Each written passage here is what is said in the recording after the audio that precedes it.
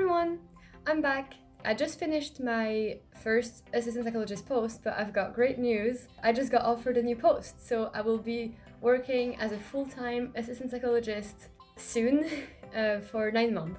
And I'm really excited and really scared. Oh, really? Oh, wow, that's really great to hear. Oh my god.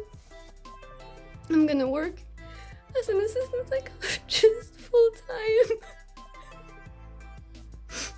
I was so worried. Oh, I can do it. I can make it. I'm gonna tell everyone. Yeah, as you can see, I was quite shocked and excited by the good news. Really emotional, but really happy overall. So as usual, I will split this video into 3 parts. I'll put some background and then I will tell you the questions I was asked and then sort of what I answered. And then finally, I will give you my reflections on that. And maybe it can help you reflect on your interviews or so. Keep watching. So the background for this is that halfway through my master's in February, I decided to start looking for jobs and I applied to 2 posts. And then I heard back from both of them that I was invited for an interview, which was a big relief because up until now, if I'm being honest with you, I thought that me getting my first AP job was a fluke and it would never happen again. So this really boosted my confidence and told me that it's okay, I could do it again. I had about 3 to 4 weeks to prepare, so it was quite a while, which was good because I was working on a lot of other assessments. I prepared for a full week, I would say, maybe 6 days fully. I was really nervous. The people who interviewed me were not the line managers, they were psychologists that worked in the NHS board. There was a consultant neuropsychologist and then a clinical psychologist working in older adults. The interview slot was about a half hour and I think we used 25 minutes at least, and they asked 5 questions. So when they told me that they were going to ask 5 questions at the start of the interview, I sort of calculated mentally, okay, so I can basically talk for about 5 minutes per question and that would be okay, which is always good to know because in those interviews usually that is the case, that you've got to speak for a long time. So I will make a fuller video about the role and what it will be like, maybe in a different video to keep this sweet and short. Well, I say that now and I don't know how long this is going to be. And then lastly, this was my 3rd AP interview and also my 3rd AP online interview. So I think I was less nervous than usual. I was really nervous on the morning of, but then the week leading up to it, I think I was pretty much okay. And I think that helped me have perspective and not really get in my own head too much. And I was just focused on, well, I know how to prepare, I know what to revise, I kind of know the kind of questions to expect, so I was more confident. Okay, so another part that you're all looking for, the questions. So I took a note of them immediately after getting off the phone. I can remember one, but then it came back to me. So the first question they asked was, tell us about a time that you used data to answer a question. And that really threw me off for some reason, which is a bit silly because the entire post is about data and audit and research. So I should have expected that, but I didn't. But thankfully I could think of a time on the spot and I was able to sort of go into more depth. The interviewer probed me at some point and they asked, because I was speaking about a report that I had helped write for a service. The interviewer probed me and asked, can you tell us more about the results? What did you find? And again, that was really scary because it was a while ago and I was like, what? I don't remember. But then I did remember. So it's crazy how things are actually still stored in your memory. But yeah, that was a good question to sort of highlight my report writing skills and data analysis skills. I think the problem question was really good actually because maybe I was speaking a bit too much about the context of writing the report and the report, but the question was more about data. So it made sense that he wanted me to talk more about the results. So that I think, again, when they ask you probing questions, it's a good thing. It just means that they're giving you a chance to fill in, to tick in the boxes that they're wanting to hear from you. So don't be scared or don't think that you're not doing well. You're about to just do better, so don't worry. Then the second question they asked was, what skills do you need to be working in a team successfully? And then tell us about a time where you used those skills. So that was a 2-part question and I sort of said that at the beginning of my answer. I said, so there's 2 parts to this question. I will answer the first one first then I will tell you about a situation. And that was kind of to give structure to my answer, and also me saying it out loud was there to remind me there were two parts, and what the second one was a situation. I mentioned the first one was communication, obviously. I even mentioned, even though it sounded like a cliche, it was communication. But then I delved deeper into that. I mentioned, for example, I mentioned a lot about working online and the challenges that had posed on working successfully in teams. And then the situation that I mentioned was the fact that I was working as an AP remotely for 6 months, and I was still part of a team, but then more efforts had to be put from both sides for that to feel like that. Again, I was a bit more eloquent in my interview. But yeah, those two questions basically I don't really like, because they're tell us about a time where you did that, and I freeze at those questions, so I didn't think I did my best there. But anyway, the third question was, you're applying for this post, we're assuming that you have an interest in pursuing further doctoral training. So assuming that's the case, why do you want to become a clinical psychologist? And again, that was really unexpected actually, because you know how sometimes in assistant psychologist posts the person specs, they say in the desirable criteria usually an interest in pursuing psychology as a profession, but that wasn't the case for this one, so it's not even something that I had brushed up on. But this being interview season for the Declan side, and something that I've actually been wondering quite a lot the past month, why do I want to be a clinical psychologist? And it's a really hard question to ask yourself, and maybe you don't even like the answers, or you can't put your finger on it. So I had done a bit of that work anyway personally. And something that I was surprised I even did, I said that in the interview, I said that it's something that I've been thinking of lately quite a lot, and it's been really difficult to figure out the answers, but the best answer I could give so far, even though I wasn't done putting my finger on it, was, and then I sort of gave an explanation about how I like how it mixes, one-to-one therapy, clinical work with a lot of audit, research, service contributions, and so that you could be able to make a difference not only to the person that you're helping, but also to the wider NHS board or, country. It sounds really unstructured now, but I think it was a good answer, and it was honest. That's the thing. I really didn't go and say what I thought they wanted to hear. I said what I had been thinking about for the last month. Okay, so question 4. Tell us about a book or TED Talk or journal article that you've read lately and how that relates to clinical psychology. Quite a good question. I was kind of expecting them to ask me to critique an article, but I didn't expect them to be so open about the format. Even the TED Talk could have been good.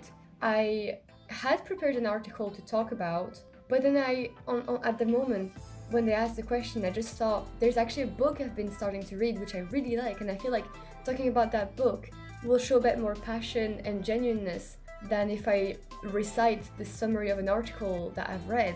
So the book was given to me by my supervisor after I left my last job 2 weeks ago, and it's The Happiness Trap by Russ Harris.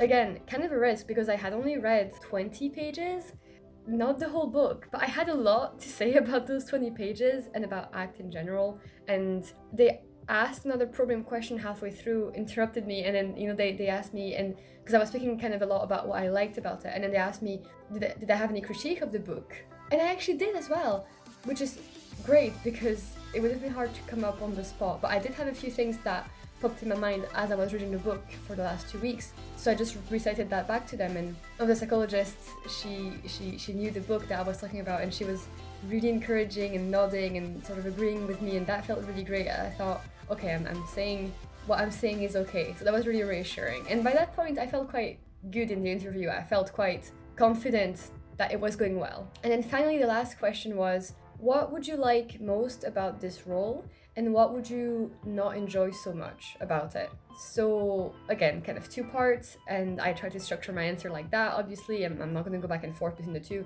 so I say that the part I would enjoy the most is how data driven it is, and how it's about targets, achievements, numbers, and how really I get that, I understand that. It's measurable, quantifiable, time bound, you get sort of a final result at the end, a final product. And I talked about how that's not always the case with clinical work, where maybe in therapy you can be halfway through a session and wonder, like, am I doing well? Is this going okay? There's not really a way to know if this is going okay. And I said that, and again I felt a bit worried that I was being a bit too honest. And then the part that I would not enjoy so much, I felt like it was a bit of a catch-22, because that kind of seems like the kind of question where they ask you what's your greatest weakness. And I didn't want to say what I wouldn't enjoy is how short it was and that it was a temporary post, and I would rather it was a permanent. I didn't say that.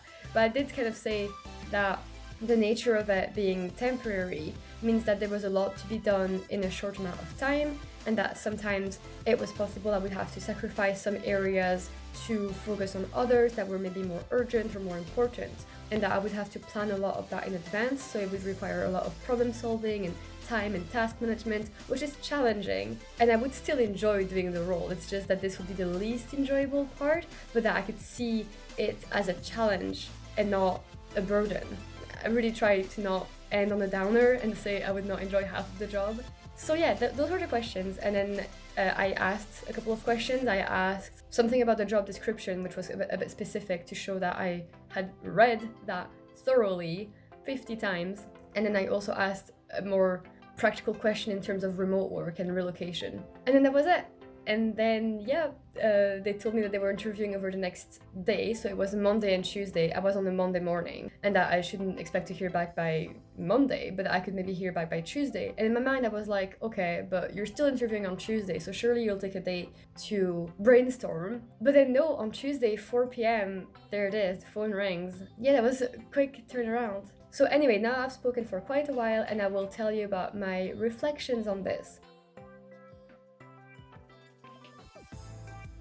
So after leaving the interview, how did I feel? I felt like it went well, but then my next thought was, okay, but well is not good enough. It should have felt perfect, because in this kind of competitive field, everyone's interview will have gone well. Chances are the quality of the competition is really good. It's not like those jobs where half of the applications they can just discard immediately. No, we're all really strong candidates, and I thought that my fellow interviewees would really be strong. So I thought maybe I just performed average, and average is not good enough. So I was quite worried. Also, the biggest feeling I got from that interview, and if I could describe my performance, was that I was so genuine. And that was scary in a way, because I thought if they didn't like that, if they didn't like me, because I showed a lot of me in that interview, that would hurt more than if they said I didn't prepare enough, or if they said that someone had more experience. If they said that I was a bit too honest and didn't like how I came across, that would hurt more. It's personal. And the way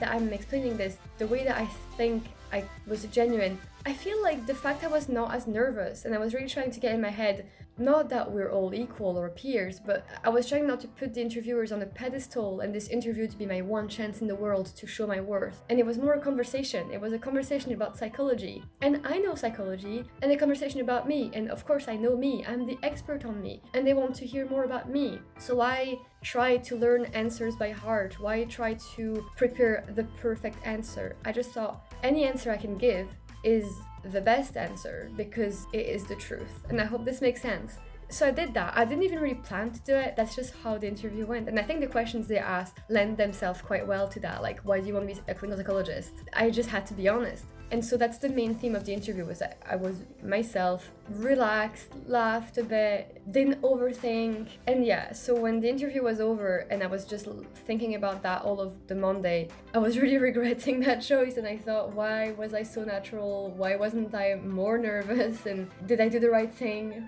Like, should I have done this the complete different way? And I also thought about the book thing, and I thought I should have talked about the article, like the article that I read fully. Why do I bring up a book I haven't finished? But then I did tell the interviewers that I hadn't finished the book, and that those were my thoughts so far. So again, that openness and honesty, the same way that when they asked me about the data and they asked me what the results were of that report I wrote, and I did say that was some time ago, so let me think about it. Or when they asked a question about why do you want to be a CP, and I said it's something that I've been actually wondering for the past month because of interview season and everything. So I was just, saying that the same way I would talk to maybe a coworker, and not as an interviewer who holds my future in their hands. And the really great thing about that is that it paid off and I got offered a position.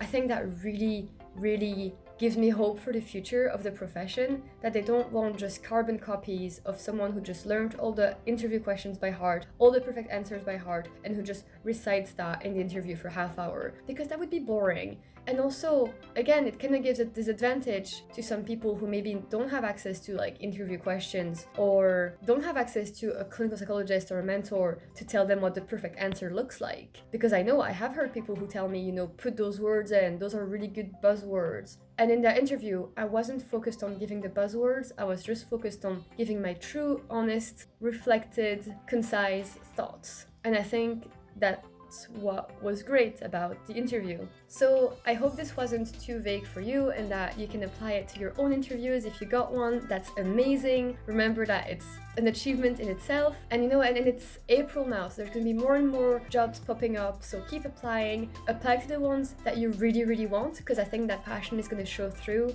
the application and the interview. Show your enthusiasm, be yourself. I think it's the most cliched advice, but the interview that I just did 2 days ago, now I know what it is like to be myself in an interview, and it paid off, so I'm really happy. I have quite a lot of ideas for content, so I will be releasing that hopefully in the next few months, but I will make a lot of videos about this new job that I got, so the channel isn't dead, I am back. As always, if you have any questions or requests, even for me to review an application or anything, just let me know. I'm on social media, on Twitter, I've got an Instagram, but I'm not really posting anything on it. And then I think my email address is on the YouTube page or something. So reach out. And then as always, like and subscribe, blah blah blah, like all that stuff, you know. But have a great day and good luck with everything.